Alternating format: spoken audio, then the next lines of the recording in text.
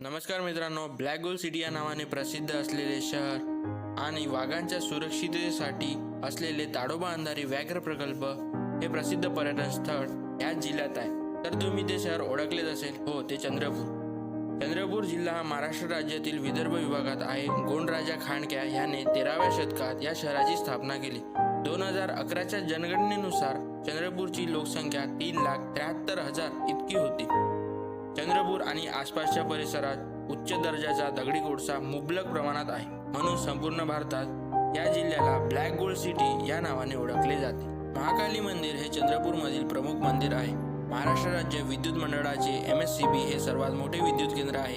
ते विद्युत केंद्र सुमारे 2340 मेगावॅट इतक्या क्षमतेची ऊर्जा प्रदान करते। जिल्ह्यात ताडोबा अंधारी व्याघ्र प्रकल्प हे प्रसिद्ध पर्यटन स्थळ सुमारे 623 किलोमीटर इतक्या क्षेत्रात पसरलेले आहे आणि अनेक पर्यटक या ठिकाणी भेट देतात।